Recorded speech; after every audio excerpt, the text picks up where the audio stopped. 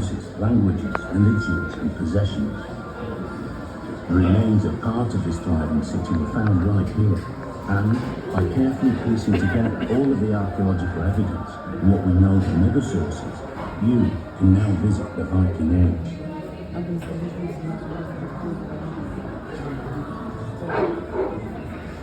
Kom Ed, välkommen i New York. You have arrived by the River Foss. Ahead lies the city with countless houses and workshops, many of them newly rebuilt, some, like this damaged one, a victim of an untended half perhaps. As ships became more seaworthy, the Vikings created wider trading routes, sometimes using chains of middlemen to carry goods from one side of the Viking world to the other. Silks and the cowrie shell found here suggest trade with Central Asia, the Eastern Mediterranean and the Red Sea. It's possible that Arab traders like this man made their way to Europe to sell their goods. Slaves may have come to Europe from Dublin and elsewhere, bringing with them the spoils of their raids or battles. Slaves were an important part of society all over Northern and Western Europe at this time. It looks like this slave trader is trying to make his way up to Copenhagen. But before we get there, let's have a look at some of the many craftspeople working here in the city. Here's Sigurd. He's using animal bones and antler from deer to make some everyday objects such as combs, comb cases, skates, and bone pins. Making a comb from antler could be very time-consuming, as the ones found here were made from many pieces riveted together and then decorated. We know that the Vikings liked to keep themselves well groomed, as we found many combs in the excavations, as well as items such as tweezers and even ear screws. We'll now head away towards the street of Copenhagen and meet some more of the people who lived and worked here. Ahead, you can see a simple, single-story building. These older houses were built from posts and leather and had earth floors and thatched roofs. Most of these houses went out of use in the middle of the 10th century when they were replaced by the oak-plank buildings that we'll talk about later.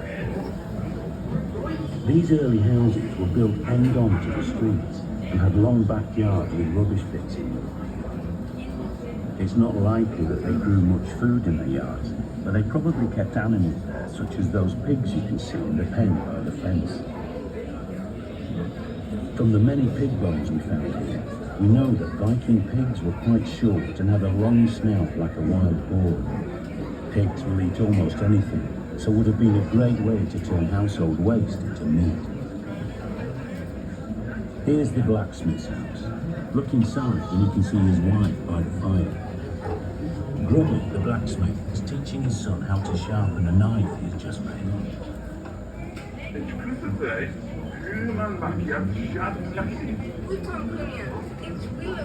Viking age smiths were masters of their craft, and here in Yorville they made everything from needles to beautifully ornate poles.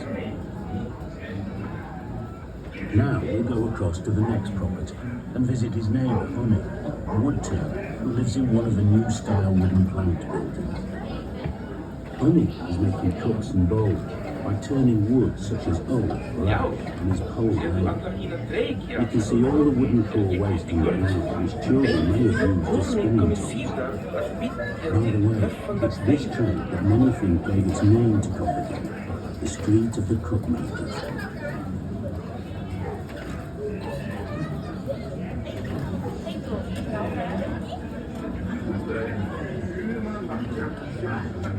Another building is being built behind Hunny's house. Here, the cellar is being dug out and lined with oak planks before the upper story is added. You can see a stack of turfs over there that are going to be used to roof this building. Looks like the builders are having a rest though. Hey,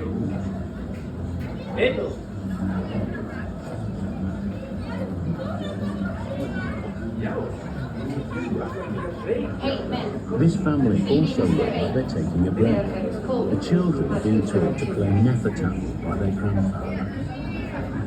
We found a wooden gaming board and lots of playing pieces made from bone, wood and ivory, so it must have been a popular pastime.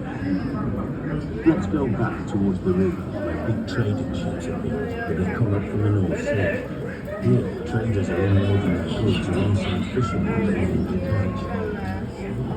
Goods and raw materials from across Britain, as well as rare and valuable items from further afield, were brought into Jorvik Pier. Iron alloy bars from Britain alongside amber, sharpening stones and raw assignment from Scandinavia, and good wine from the mainland. Jorvik was truly bustling, a vast international trading centre. Here's some fishermen cleaning their catch and mending their nets. Fish from the rivers and the sea were brought into Europe, and we found thousands of fish bones that tell us exactly what people were, which included lots of fish, eels, and even oysters. So these men are probably doing a roaring trade. Have a look at the man looking at the fish. His face has been reconstructed based on a skull that was found in the north. Later on in the visit, there's some more real faces like this.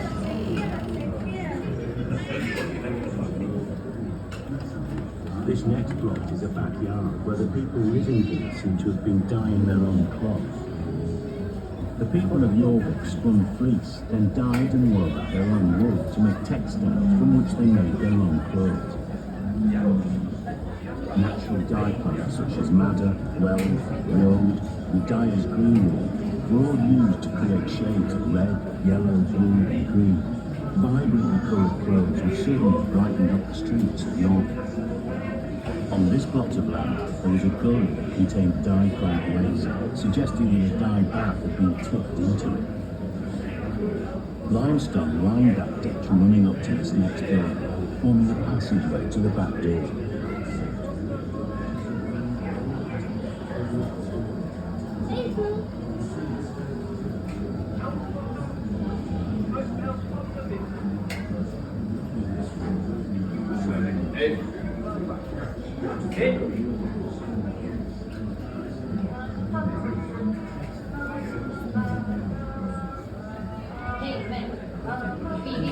We're now entering one of the new style oak plank. We're still discussing whether these buildings were one or two story, but they all had rooms or cellars below ground level. As we travel through this two-roomed house, you can imagine the floor at the back is being built, and you can see a cellar below where goods are stored. I bought this something room. The window openings are only small, so as you can see, it would have been quite dark inside these houses. In addition to the hearth, small pots with lamps and wax candles were used to create light so that the people who lived here could carry out their everyday tasks.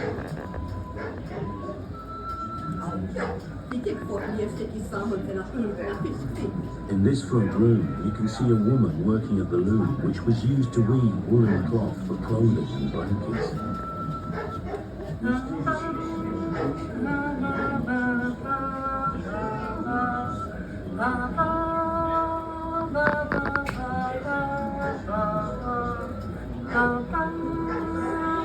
We're now moving into Coppergate itself, an important commercial street right in the heart of the city of Jorvik. As you can see from these stores, you can buy almost anything.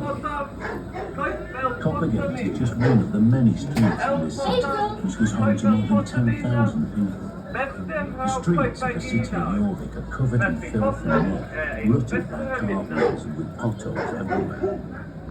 This leatherworker seems to be having a problem sewing his shoe pieces together. It looks like he has Viking's disease, or Dupuytren's contraction. You can see it's caused the fingers on his hand to become clawed. It's a genetic disorder that runs in families and seen particularly in middle-aged men. Tradition has it that it originated with the Vikings who spread throughout northern Europe and beyond as they travelled and intermarried. This couple here are arguing about what to have for supper, meat or fish. It would seem that life hasn't changed too much over the last 1,000 years. They're arguing in Old Norse, but if you listen carefully, you can hear Old English, Middle Welsh, and Old Irish all being spoken in this street. Here's a food seller trying to sell this wealthy-looking woman a cabbage of some sort. It doesn't look like the type of thing that would tempt her or her young baby. This woman looks like she's struggling to cross the road. We only found 2 complete skeletons in the excavations here, and this woman is based on one of them. You can see that she's walking with a crutch due to her hip problems and arthritis. You can find out more about her in the galleries to come. Nej, exakt. Jag tänkte också. Nej, hur såg du detta till? Teoria gick för att exakt. Here, we're in another of the new buildings. The first Vikings who came here were not Christians and worshipped their pagan Norse gods. They seem to have adopted Christianity quite quickly. There is lots of evidence for there being a Viking-era church just behind Copperhead, and there were many other new churches built in Norfolk at this time. Here's a priest administering last rites. He would always have worn a stole around his neck, as seen here, as it marked his priestly status. We found a very small, silk, pink-coloured reliquary pouch in one of the buildings. The embroidered cross on it suggests that it once held holy relics, which have since disappeared and are now a mystery.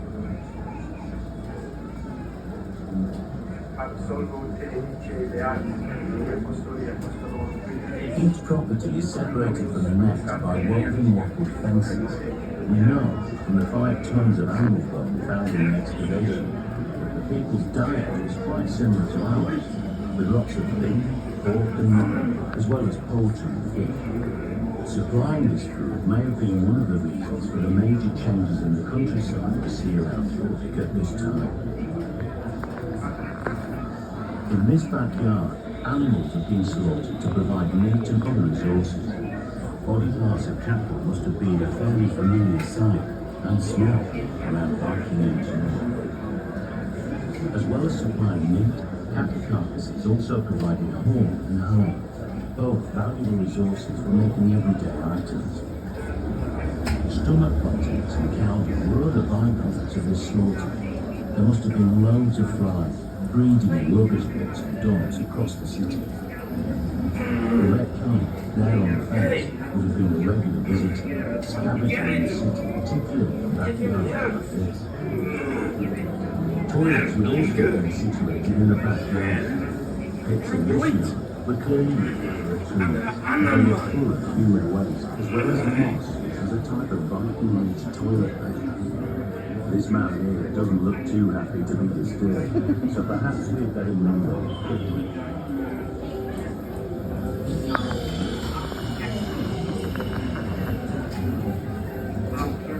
Here, we are in our final house.